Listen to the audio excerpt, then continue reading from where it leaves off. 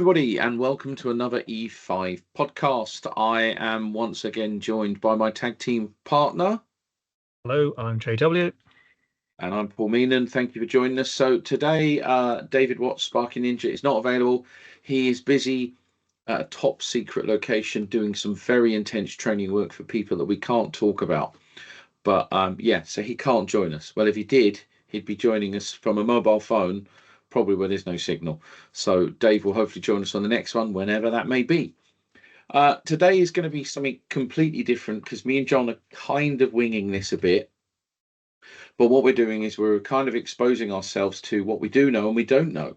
So I did solar PV City and Guilds at Tresham College 2003 or 4, I think it was. I think Darren Staniforth was teaching in the next room. That's how old it goes back. But I did solar PV, and it was very much, John, put your PV in, no problem whatsoever. Be careful of those two wires, because those two wires, you touch them together, they can short out, because DC and solar is live all the time. And given that it's the whole September, Safe for September campaign, and we're talking about safe isolation, I think solar PV is one that we don't really get that much conversation of, because it's one of those isms. It's one of them specialisms. Now, I've got about 460, I think, kilowatts of solar where I work. I haven't actually touched a solar panel as in wiring or doing any testing or commissioning for about 4 or 5 years. I've actually got some solar commissioning test kit, which is quite good, because there's some really cool stuff to look at, efficiencies of panels and all that sort of stuff. You get radiance meters. There's all sorts of stuff available, and it's very, very specialist. And unless you're doing it every day, you don't keep the pencil sharp. So one of the things that we were going to do today is I have prepared some slides, because they help us discuss things. They help you learning on your learning journey. So what I'm going to do is I'm going to attempt to share my screen, not necessarily saying I'm going to be successful in any way, shape or form, but if you bear with us, I'll attempt to get the screen up and we will share. Oh. Okay, John, can you see my screen, mate? Yeah, I can. And for those listening in podcast world, hopefully Spotify will show you it, because it does video as well, which is quite interesting. So we're going to talk about solar PV challenges. And there's two things we're going to talk about today. One is a new term called potential induced degradation, aka PID. We're also going to touch on parasitic capacitance and give props to the chap who's been leading this in industry as well. We are not experts in this. This is two pals having a chat. John, what's PID to you? PID, well, as it says there, potentially induced degradation. Basically, this is where you've got a solar panel and it's got a voltage on it, obviously, because that's its whole purpose of existing. And the frame of the panel is generally aluminium, and that's going to be connected to your main earthing terminal with your bonding cable. And that means you get a voltage between the panel and the metal frame. And depending on how you've configured your panels, you might have a whole string of them, and you could have hundreds of volts between the panel itself and the frame. And because there's big high voltage there, it turns out what happens is that over time, that voltage actually damages the solar modules or the cells on the actual panel. It's not a particularly new concept, but obviously because solar is now a big thing in pretty much everywhere, it's something that's going to be happening a lot more. So just by having a solar panel installation sitting there, it could actually be damaging and destroying itself just from the fact that there's a voltage or a potential between two parts of the panel. So looking at the screen, Mr. Ward has just used his crystalline ball, or his crystalline panel, as is reflected in the picture. So yeah, you're guessing that we're going to try and talk about solar PV. Now, I'm going to repeat what I'm saying. I am not an expert in the field of solar PV. I am a user, former installer, but we do need to talk about it, because as you can see from the image, there are more and more and more and more huge arrays. And these things are basically, let's be honest about it, they're non-stop generators. You get, I mean, I was in America at the beginning of this year, John, and I drove for 5 minutes, across a Cherokee reserve, and it was the largest solar PV install owned by the Cherokee Nation. And it took me 5 minutes doing 70 mile an hour to drive past this. There were tens of thousands of solar panels. And over the years, I've been researching this. I've been speaking to users, installers, one of the largest contractors of solar in the UK. I know some of their people quite well. And some of the stories you hear, some of the challenges you hear are quite interesting. And we'll discuss that without naming names today. And we'll go through some of the documentation available online today as well. But from a Wikipedia, because, you know, it's always true on Wikipedia, he says sarcastically, he says potential induced degradation is a potential induced performance degradation in crystalline photovoltaic modules caused by so-called stray currents. That's very cynical. This effect may cause a power loss of up to 30%, so a 30% inefficiency, which is not great, really. If you're considering you've got a 10 kilowatt system and you're only operating at 7 kilowatts, that's not good. The cause of the harmful leakage currents, besides the structure of the cell, cheap, as Mr. Nagy would say, is the voltage of the individual PV modules to ground, or earth as we like to call it. In most ungrounded or unearthed PV systems, the PV modules with a positive or negative voltage to ground are exposed to potential induced degradation. PID occurs mostly at negative voltage with respect to the ground potential or earth potential, and is accelerated by high system voltages, high temperatures, and high humidities. So large arrays, hot fields, damp conditions. Sounds like a recipe for hell. And that's exactly where most solar systems are installed, in massive big arrays with huge voltages, and in the blazing hot sun all day, and then it rains, and then they're wet, and yeah, excellent. So it's quite interesting, really. There is a lot of information on this. I mean, this is just the Wikipedia stuff, but I have in my hand Royal Society of Chemistry document, hold up to the screen, which I've been highlighting. But we'll read the Wikipedia version out, that way everybody can hear it. The term PID was first introduced in English language in a published study by S. Pingle and co-workers in 2010. So 14 years old. It was introduced as a degradation mode resulting from voltage between the cells and in the PV module and ground. Research in this field was pioneered by JPL, Jet Propulsion Laboratory, focusing primarily on electrochemical degradation in crystalline silicon and amorphous silicon PV modules. So obviously the stuff, probably they want it on the moon and Mars, etc. So it's worth studying. The degradation mechanism known as polarization, found in the first generation crystalline silicon high performance modules from Sun Power, in strings having positive voltage potential with respect to ground or earth, was discussed in 2005, so nearly 20 years ago.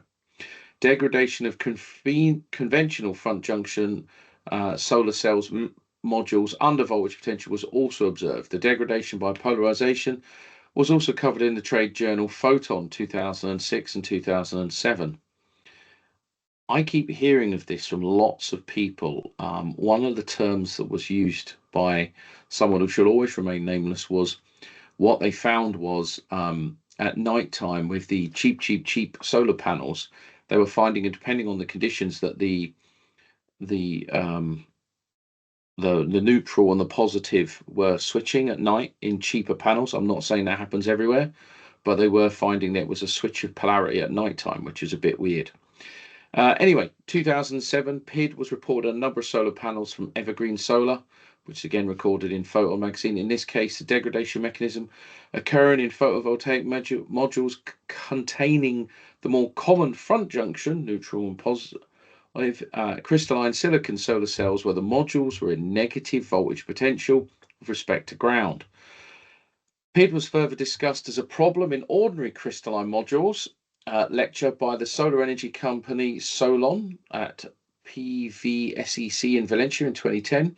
Statement of the solar module manufacturer Solon, and it says that 1000 volt are now quite common voltage for large PV systems. Yeah, 1000 volt strings. It can be critical for each module technology. PID of the shunting type, PIDs, which is the most prevalent and most detrimental type of PID for crystalline silicon modules, was discovered to be caused by microscopic crystal defects penetrating the phase neutral front junction of solar cells. In 2013, only 4 major manufacturers, according to ISE Fraunhofer, of the existing 23 are considered not to be affected by PID. So there's 19 manufacturers out there. Wow. Yeah.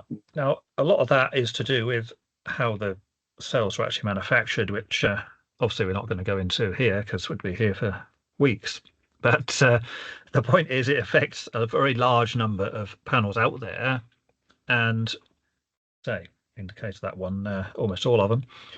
And again, this is not a new thing, but it's only come up recently in any kind of volume because although solar's not a new technology in itself, and that JPL thing, they actually discovered this effect in 1985 for the first time, would you believe?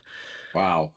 But of course, in 1985, nobody had solar on their house or on their office buildings or in fields all over the countryside, so who cares?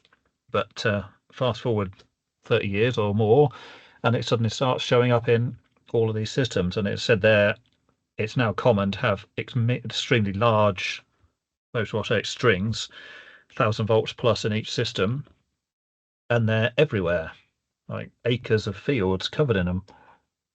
And ironically, John, there are more and more and more and more and more fires caused by solar PV installations. That end of life generation, maybe where the parasitic capacitance is causing a fatal degradation within the actual modules themselves, which is then leading to other thermal issues, which is causing maybe connectors to fail, etc.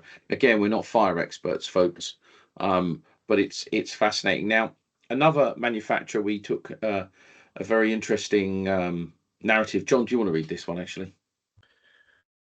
Yeah, this is another issue. This is parasitic capacitance, and this basically it's not related to the previous thing we just talked about there. That was potential-induced degradation, but this is basically because if you have a big solar panel, it basically acts as a capacitor because it's a big slab of insulating material, as in glass, and it has a big slab of conducting material underneath it, which unsurprisingly is the actual solar modules. And of course, a capacitor is 2 conductive bits with an insulator in the middle.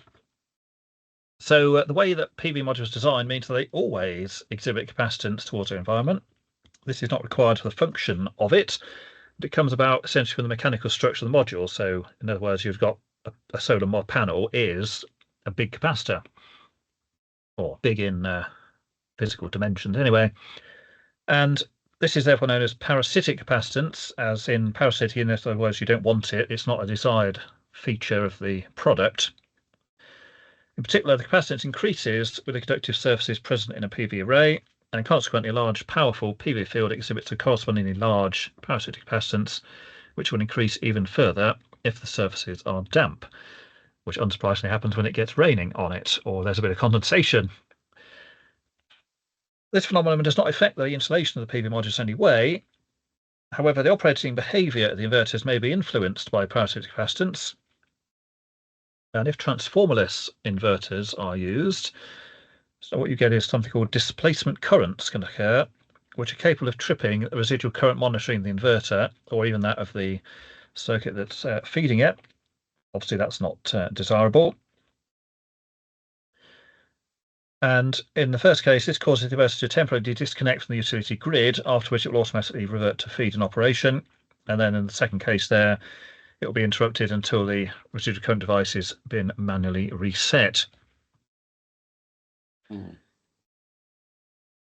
then this last bit here, the interruption of this kind can largely be prevented by careful and professional system planning. And the document this comes from, there's a whole load of stuff in it which covers some suggestions as to how that can be done.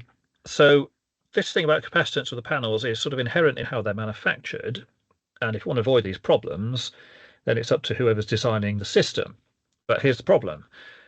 Who has put solar panels in the last, say, 20 years has actually done anything in way of designing this out of a system or even known about it actually existing? because it seems that the manufacturers of solar inverters know about this. Unfortunately, those installing the equipment probably don't. And this is the thing, John. So we've checked the IET guidance, the code of practice for solar connected systems. Nothing in there whatsoever. So expect an update on that, no doubt, soon from the incredibly smart people at the IET. There is a NAPIT book on solar systems, which I haven't yet bought, but I believe it will probably get mentioned in that, because we'll cover the NAPIT works a bit later on. But yeah, you're right. It's very much, you can walk into a wholesaler's, and I'm saying that because I have walk into my local wholesalers, and they'll say, right, okay, here's a 4.2 kilowatt solar package for say £4,000, and it will have an inverter, it will have a number of panels, and all you do is you just get given the boxes, you take them out of the box, you plug them all in, you put the inverter on the wall, put your isolators in, and that's it, away you go. No one's taught this. It's just wires connecting to wires, and we've kind of spoke about this for years. I mean, there's probably a lot of behaviours on fixed installations that have been caused by this. If you think about now where we are in the modern world of electrical installation of Amendment 3, your bidirectional protective device is one key risk that's not really updated in all of the guidance books yet. You then have the potential for your inverter or this PID to cause an issue in your inverter or on the RCD. You've then also got the risk of, if it is DC leakage, because it could be AC or DC, you could then have blinding of the RCD, so it'll never work. And this we're getting, I think I've said this ages ago, there's a complexity coming where it's square peg round hole. It's not working yet. So I think we've got very lucky with our first generation. And just on the screen is, within some of the manufacturer's guidance, there's, as John has just said, about the capacitor effect of the glass and the insulator and the actual silicon cells themselves. And there is a means and methods out there to actually work out this parasitic capacitance, which is kind of mind-blowing when you think about it. Now, on a roof, yeah, there are risks, but heaven forbid you ever go to one of these massive arrays that the energy companies now put a lot of money into. I wouldn't want to be walking around there without my brown trousers and rubber boots, that's for sure. But anyway, kind of one of the risks really about this, because I'm quite fortunate in some of the roles that I've done where I've been able to speak to a lot of very intelligent people, and there's not much knowledge and guidance out there, John. I mean, we've been on a journey just exploring what we're exploring, but from a risk perspective, operating and maintaining this system, I mean, I think there's just been a recent bulletin that come out on, and I know it's been one that's of contention, about DC isolators separate from the solar system. Now, I've been a big fan of that since I read the EN standards, but a lot of manufacturers go, no, it's not needed, it's all done internally, and I've always said rubbish. And NAPIT, fair play to them, have put out a bulletin that have stated you don't need it, but then their opinion has always been, no, if you design it correctly, if you install it correctly, you should have them. So you must make sure when you're designing these things that you go and gather as much knowledge as you can. And there is, as we've said here, there is some knowledge out there, not necessarily Wikipedia, but other manufacturers. Just Google PIDs and you'll be able to find it. How do you do shutdowns and how do you manage that is always a key thing for solar PV, because it's always generating, henceforth having separate external DC isolator from a maintenance perspective allows you to shut your AC off, shut your DC off, work safely on your inverters, etc. And also break down the installation in a safe manner, because obviously there's strings, there could be high voltages. How much do your designers know? Are these systems being designed and documented sufficiently? Probably not. Maybe. One thing I will say, on commercial or industrial, how many solar PV systems are connected to fire alarms to shut down the inverters? Probably none. Zero. Well, I can tell you, one maybe, yes. It's mine. So mine are. There are a few out there, but just for those designing or selecting and erecting, if you're doing commercial, you basically just get a connection from the solar system or your inverter into a relay that just tells it to shut down if there is a fire alarm. Why?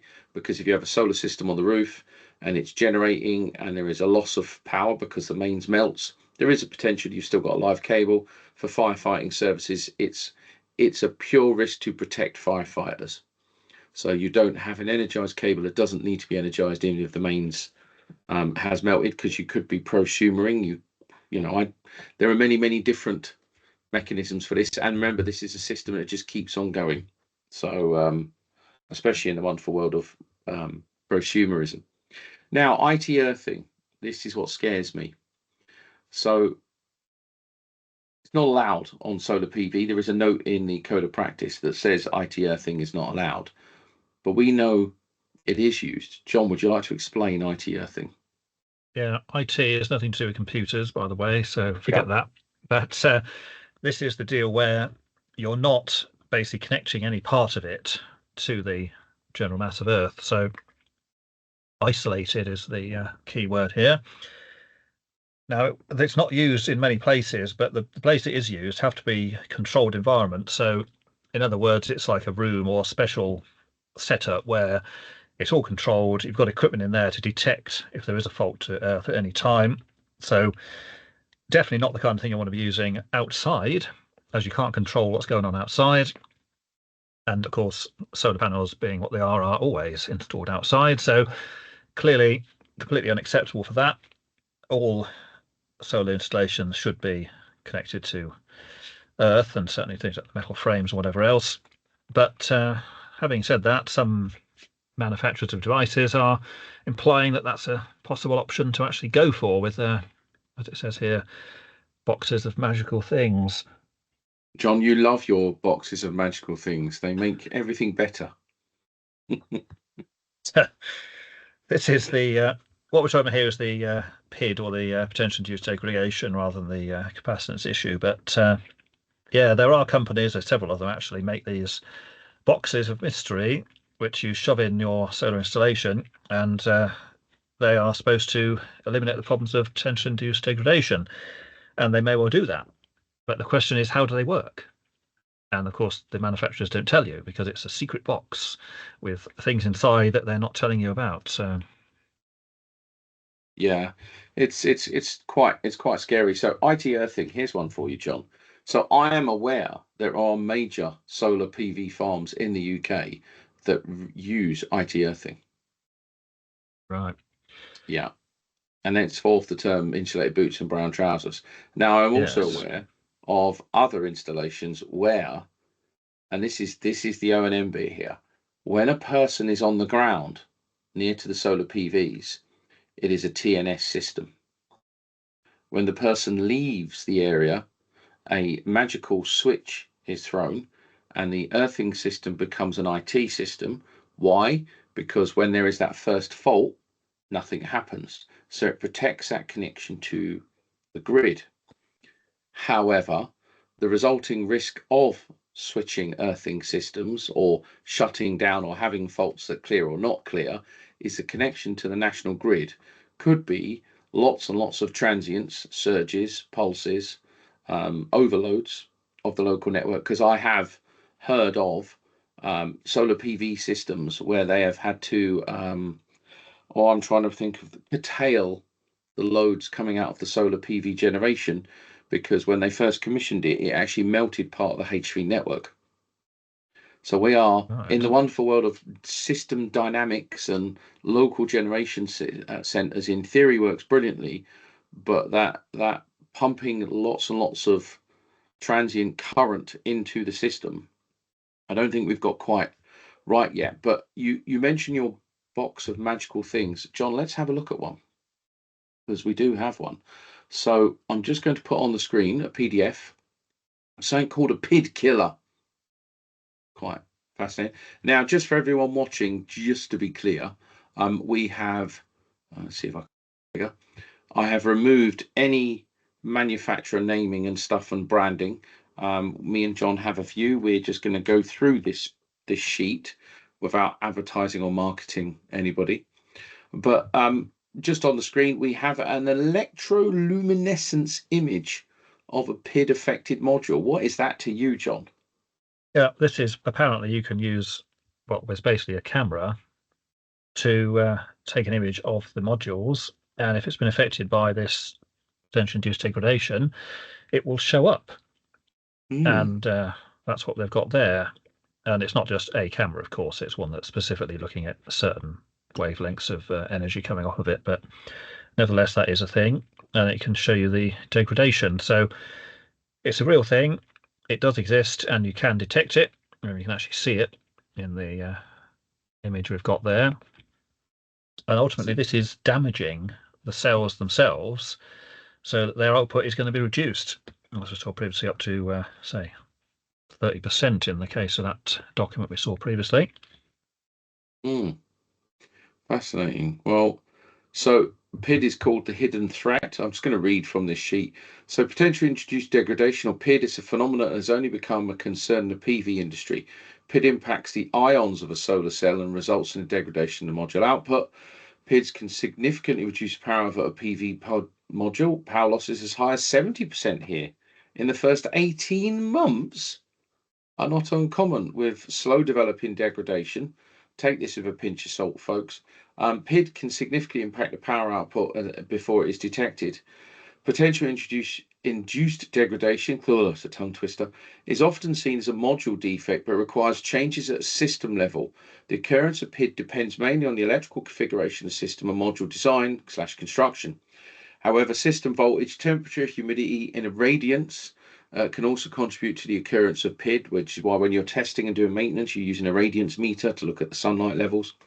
PID is everywhere, even in so-called PID-free modules. It exists. Most modules contain PID, even if it's in infancy or when it's difficult to detect. In these instances, technology uplifts the performance of your solar assets. So you can see from the images there is a heating effect, and obviously, yeah, there's some sort of magical box here being sold, which we're not going to talk about because we're not advertising them.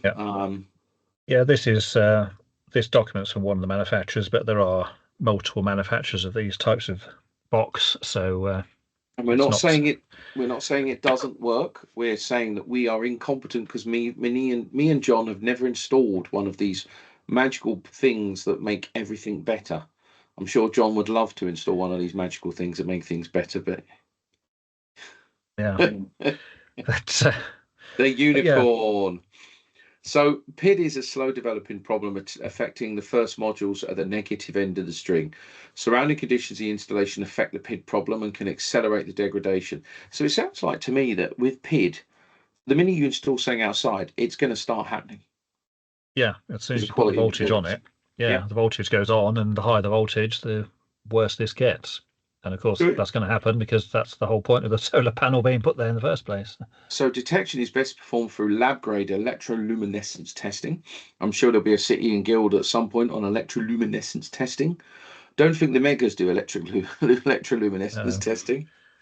PID detection requires not only the right measurement equipment, but experience in the subject. Experience is very difficult when it's a new thing, although, as you said rightly, JPEL have known about it for 40 years.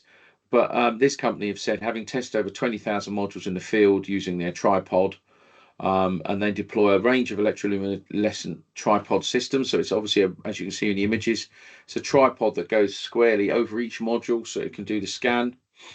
And they say an early detection assures minimum yield loss and faster recovery. Investors should incentivize their O&M companies to have a look at performance data. I don't see how faster recovery. Can this thing be recovered from?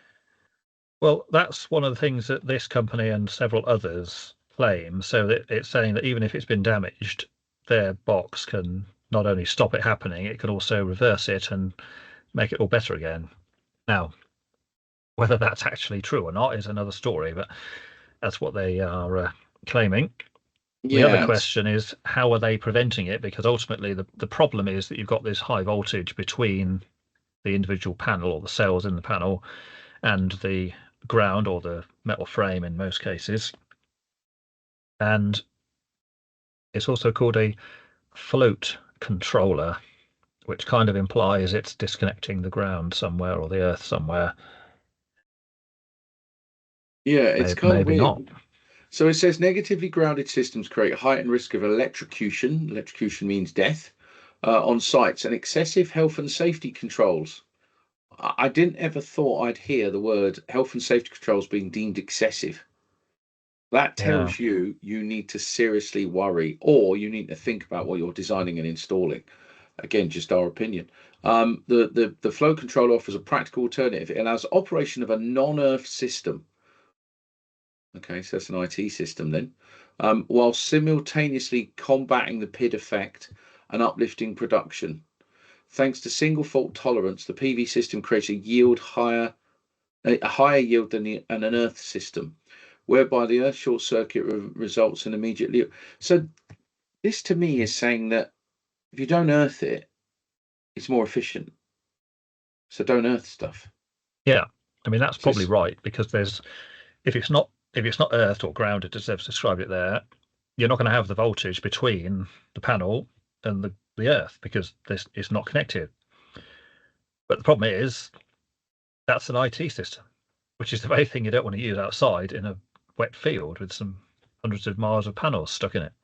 so your only control is to prevent people going into the system while the system's operational. But how do Yeah. you shut the system down safely without having floating voltages?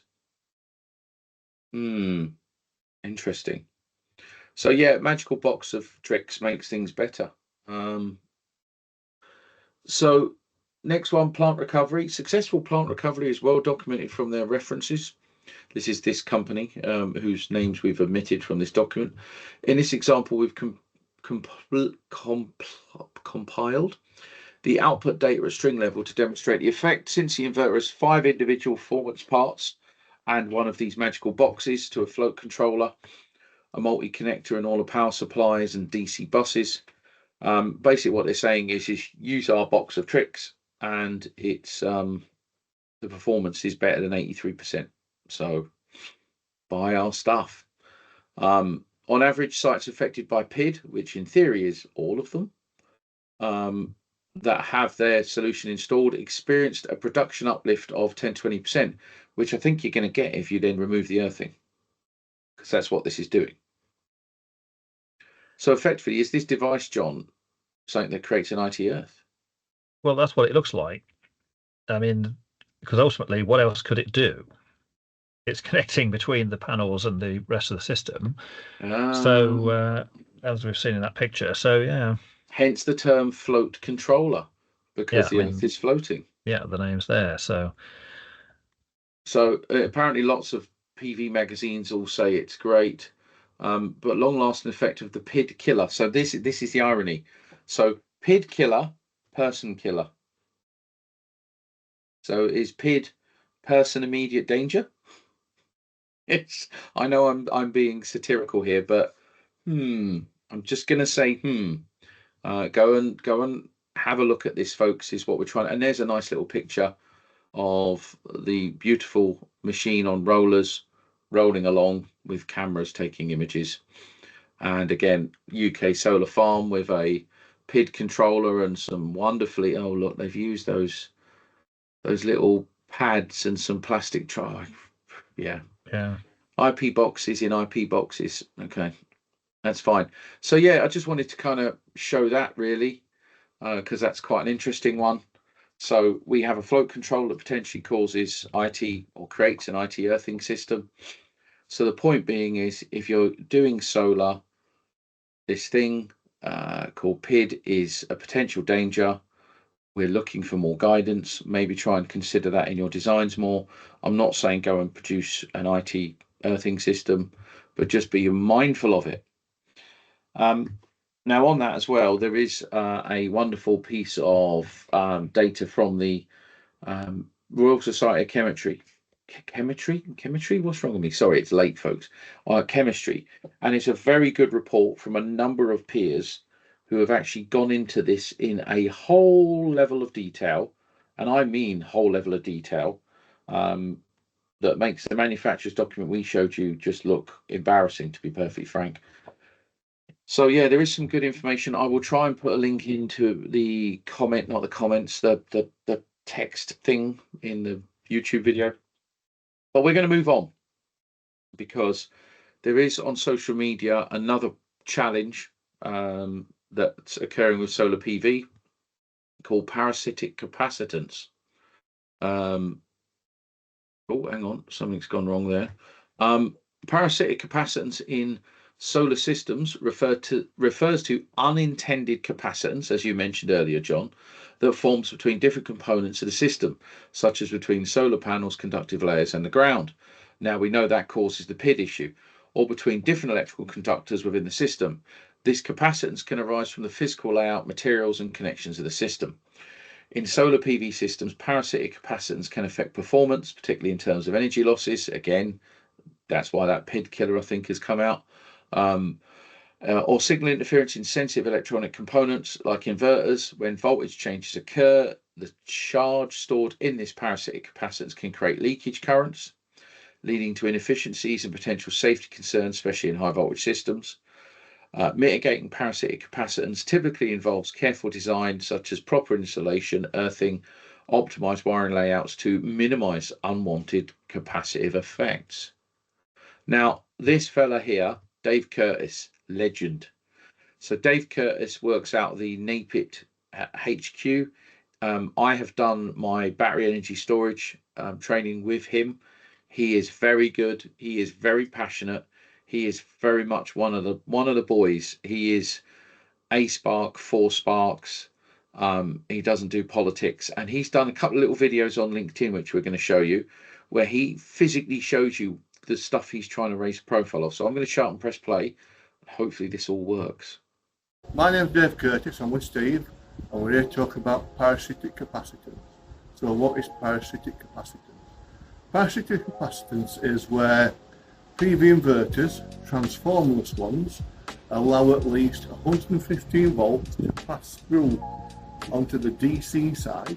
The 115 volts actually sits on the DC side of the panels, and it doesn't affect how the PV system works.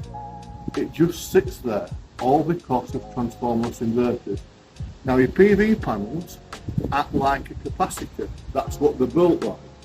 In dry conditions, you're not going to get that much voltage out, but it's possible depending on the make. Now we've got wet conditions, we've actually, before we turn the panels on and the inverter, we've actually connected a multifunction tester on voltage. So you can see we connect it to the steelwork.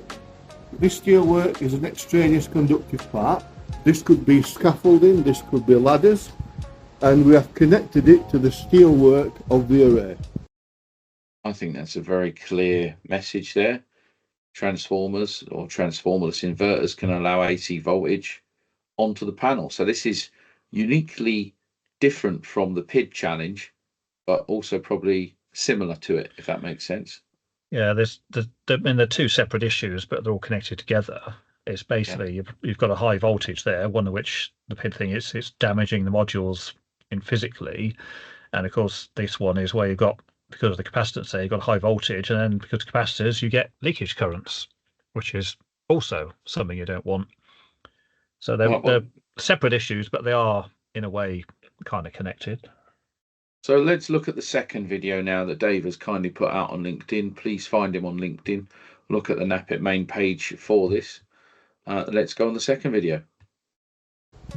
Now when you look at the multimeter or the multifunction tester, you can see the voltage is oscillating. We've got 117 volts AC, 91, 143, so it's bouncing up and down a little bit.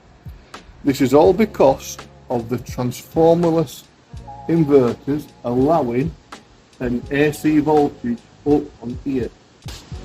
So what are the dangers? When we've investigated this, there could be up to 20-30 milliamps on here. Is it enough to kill you? Possibly if you've got a pacemaker. My advice is, if you are working on a roof, please switch the AC off and the DC, which will stop this happening. That's about it really, but the big question is, what on earth are we going to do about this? That's the key question. What on earth are we going to do about this? So thank you, Dave. Legend as always. It really. Oh, hang on, hang on. Oh, there we go. So just a quick shout to Napit.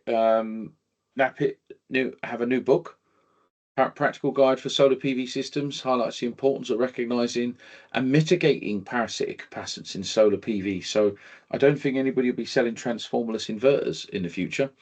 Parasitic capacitance, typically found between PV module and the ground, can lead to leakage currents, which can cause problems such as electromagnetic interference, one that Mr. Skirm would always raise an issue. Electromagnetic interference, grid distortion, another one, yes, can cause overheating, and safety hazards like making equipment surface live.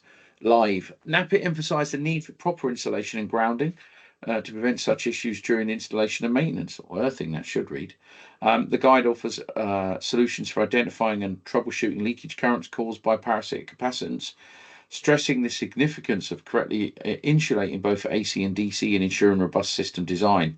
Now, I've got solar systems on my railway, and I have to say, I'm now going to have to go and have a look at them to see if this is a problem, because I didn't know about this when we were installing it.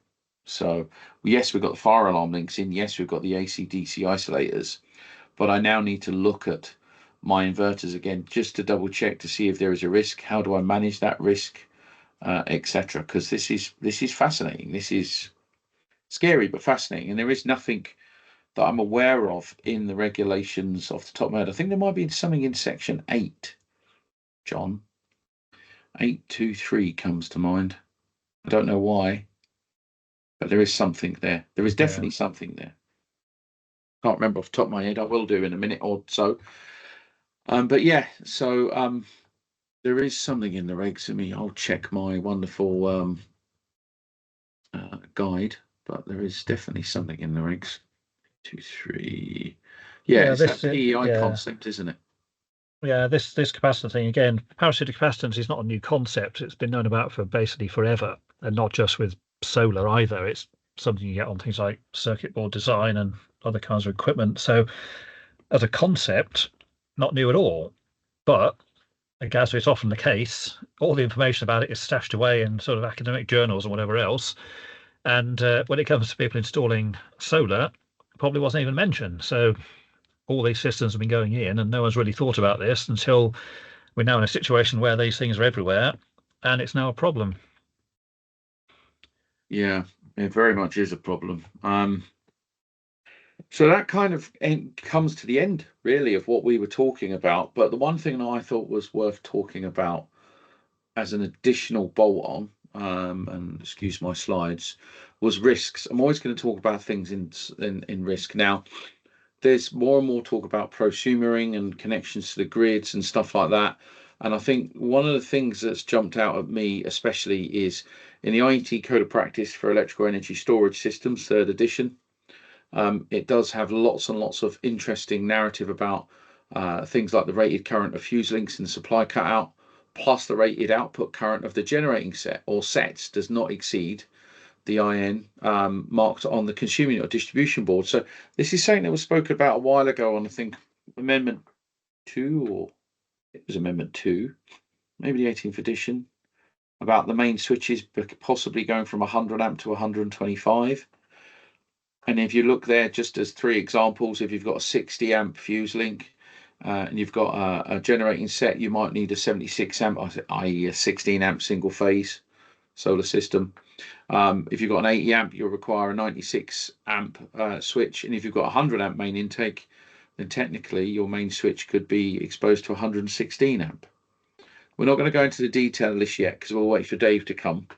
But just as another example, if you've got a 16 amp PV and a 16 amp AC coupled battery storage system with the inverters both in parallel, then in theory, 60 amp fuse link requires a minimum main switch of 92 amp, 80 amp fuse 112, and 100 amp main intake requires 132 amp. So what are we looking at when we're coding these systems? One of the network operators, and I think it's Northern Power Grid, because of this, have actually now said they're going to not install 100 amp fuses on domestics anymore. I think it's a maximum of 80. They're going to do a maximum of 80. I did see that it was a while ago. I think it's Northern that are doing it, and that's obviously one way around it. But then the problem is, if you need a 100 amp supply, sorry, you can't have it anymore. So that's certainly one option, but that's scary. Or consumer units can have to be made to accept higher currents, like 125, which you can currently buy, but they cost more. So are we predicting that in Amendment 4 or 5 or the 19th edition, there is far greater clarity within Section 8 that if you do have generating sets in parallel in any way, shape or form, that you need to have the main switch rated accordingly? Although my brain is immediately putting the brakes on and saying that's already in the regs somewhere. It's just not clear. Well, when I say it's not clear, it is, but I don't. It's like one of those mysterious hidden things, isn't it? How do I interpret that? I'm sure it's in the regs. Apologies, it is late. My brain is Swiss cheese. But I'm pretty sure it is somewhere in the regs. I'm thinking it's either in chapter 4 or 5 somewhere. But hey, it's fine. We'll cover it in another podcast another time later on when all the books and stuff have caught up. It's more about, this one's been more about talking about stuff that people ain't talking about, making people aware there are some risks. Go and speak to designers, go and speak to manufacturers. Trust them, but verify stuff, get the data from them, go on the internet, do some research yourself. That's the most important stuff, really, I suppose. John, do you have any? Well, I say all the there's a lot of information out there on both of these things, the potentially induced degradation and the parasitic capacitance. So if you just search for those two things, you can find colossal amounts of information. Unfortunately, certainly for the capacitance bit, most of it's not to do with solar, because it's an existing thing in other areas, but it's out there. It's just a question of going looking for it and reading up on it. And as for what the solutions happen to be in regards to solar installations, well, nobody really knows yet. So there's that nice book that Napit are going to be publishing shortly, but they haven't actually released it yet, so we can't buy it and look in it. And as for the PID thing, well, there are boxes of magic which apparently can mitigate the problem, but none of the manufacturers that we've looked at seem to actually cover exactly how it worked or what they're doing. And that one we certainly looked at there seems to imply that it's just creating a floating or an IT system instead, which brings its own pile of problems. So a lot more investigation and carrying out what's actually going on here is going to be needed. And I'm going to say what I've been saying for a while now as well with these magical devices. I think I said it to Dave actually when I was on his course. By the way, if you do want to do training with Dave, do it. He's a very good teacher. In fact, both Daves we know are very good teachers, which is nice. The switching of earthing for me is one that is a problem now, because we know we've got this issue with the earth wire. In my professional opinion, it's not just an earth wire, it's a pen conductor now. And in fact, I think it's fair to say that a lot of earthing systems are combined pen within the installation. So if you're going to be putting a magical box of things that creates an IT system and then converts it back to a TNS system, which I have heard of, you are switching an earth. So is the guidance up to date? Is anyone up to date? And this is the risk. This is the amazingness of our industry, is we're running ahead with this technology. Are we thinking enough? And by the way, it's okay to not know stuff. We've just got to be, the reason why we're doing this podcast is it's safe for September, and we want people when they're working on solar systems to be safe. And solar is a very weird bag of tricks because it never switches off once the light gets onto it. You have string cables that are always live. Yes, I know it's DC voltages, but we know the minute you're connecting them up, especially if you're disconnecting the system. So here's one for you. Safe isolation guidance note for DC solar systems. Does one exist? Probably not. It should. So for me, I've got strings that are 400 volts. Do I want to be disconnecting a string at 400 volts? No, I'd want to disconnect the load, henceforth a DC isolate. I'm just thinking out loud here. And then go to the furthest part of the string and disconnect there where the voltage is lowest.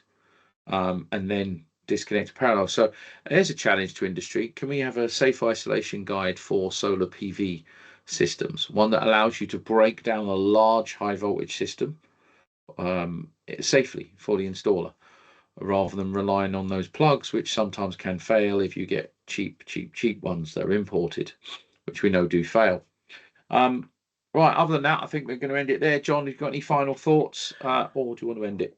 Well, I think that's pretty much it. But say it's yet more stuff which existed, but apparently only just noticed that it's actually going to apply to real installation. So beware. Yes. Beware indeed. We will be back when there is something to talk about, or when they change the regs, which is generally something to talk about, or some new weird thing like PID or parasitic capacitance props its head. And yeah, so we're probably going to take a break for a while now, unless Dave turns up and wants to magically talk about something else that we've discovered. There is lots of things, there is a queue, but again, it's just time and energy and effort and living our lives. John, will you be back doing YouTube at some point soon? Yeah, we will fairly soon. Awesome. Good. I've got lots of goodies to come and drop to you as well. So I will see you physically soon as well. Right. I'm going to wrap that up, guys. Please be safe. Please do your own research. Please trust but verify. And please talk about it, because that's the best way of raising the subject in industry. And until the next one, take care of yourself and each other. Bye-bye. Bye. Dude.